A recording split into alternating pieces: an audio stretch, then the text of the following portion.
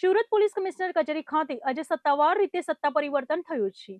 અમદાવાદ બદલી પામેલા કમિશનર અનુપમસિંહ ગેહલોત બાદ હવે સુરત શહેરના નવા સુકાની તરીકે આઈપીએસ અધિકારી વાબાંગ ઝમીરે વિધિવત રીતે ચાર્જ સંભાળી લીધો છે. ડાયમંડ સિટી સુરતના સુરક્ષા પ્રણાલીના ઇતિહાસમાં આજે એક નવો અધ્યાય શરૂ થયો છે. સુરતના પૂર્વ પોલીસ કમિશનર અનુપમસિંહ ગેહલોતની અમદાવાદ ખાતે બદલી થયા બાદ ખાલી પડેલી આ મહત્વની જગ્યા પર રાજ્ય સરકાર દ્વારા વરિષ્ઠ આઈપીએસ અધિકારી વાબાંગ ઝમીરની નિમણૂક કરવામાં આવી છે. આજે કમિશનર કચેરી ખાતે સુરત શહેરના નવા ઇન્ચાર્જ પોલીસ કમિશનર વાબાંગ ઝમીરનું સત્તાવાર રીતે સ્વાગત કરવામાં આવ્યું હતું. વહીવટી પ્રક્રિયાના ભાગરૂપે તેમણે સુરત શહેરના નવા સુકાની તરીકેનો પદભાર અને ચાર્જ સંભાળી લીધો છે. નવા કમિશનર વાબાંગ ઝમીર જ્યારે કમિશનર કચેરી ખાતે પધાર્યા ત્યારે વાતાવરણ અત્યંત ઉત્સાહજનક જોવા મળ્યું હતું. સુરત પોલીસના તમામ ઝોનના ડીસીપી, એસીપી, ક્રાઇમ બ્રાન્ચ અને ટ્રાફિક વિભાગના ઉચ્ચ આઈપીએસ અધિકારીઓએ શિષ્ટાચારપૂર્વક તેમનું ઉષ્માભર્યું સ્વાગત કર્યું હતું. કમિશનર તરીકેનો ચાર્જ સંભાળ્યા બાદ વાબાંગ ઝમીરે હાજર રહેલા તમામ ઉચ્ચ પોલીસ અધિકારીઓ સાથે એક પરિચય બેઠક પણ યોજી હતી, જેમાં સુરત શહેરની ભૌગોલિક સ્થિતિ અને કાયદો વ્યવસ્થાની વર્તમાન પરિસ્થિતિ અંગે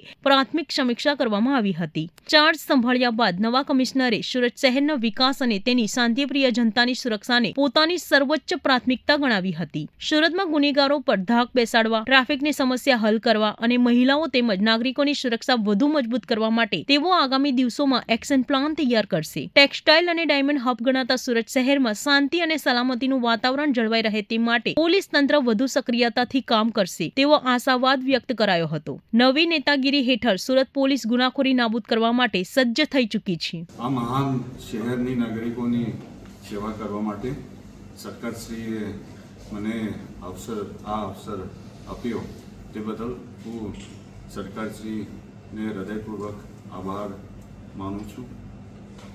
હું મારું પૂરેપૂરી ક્ષમતા અને નિષ્ઠાથી અને સમર્પણ સાથે આ શહેરના નાગરિકોની સેવા કરવા માટે પૂરેપૂરી કોશિશ કરવામાં આવશે. સુરત સિટીના નાગરિકો હંમેશા ખૂબ જ સકારાત્મક વલણ દર્શાવવામાં આવ્યું છે અને કોઈ પણ જનતાના હિતમાં જ કોઈ પણ પ્રયાસો છે આમાં સાથ સહકાર આપવામાં આવેલ છે.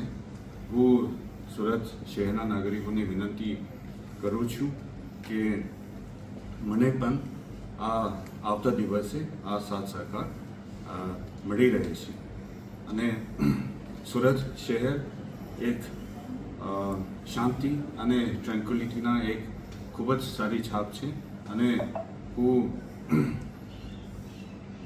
અશ્યોરન્સ આપવા માંગુ છું કે મારા લીડરશિપમાં સુરત સિટીના જે તમામ ફોર્સ છે આ જે સારી શાંતિની જે છાપ છે આ જળવાઈ રહે તે માટે પૂરેપૂરી પ્રયાસ કરવામાં આવશે અને સુરત સિટીના જે જાહેર જનતા છે એના જે સમસ્યાઓ પ્રત્યે સુરત શહેર સંવેદનશીલ રહે અને પ્રોબ્લેમ સોલ્વ કરવા માટે કટિબદ્ધ રહે અને પૂરેપૂરી એમના જેટલા પણ ક્ષમતા છે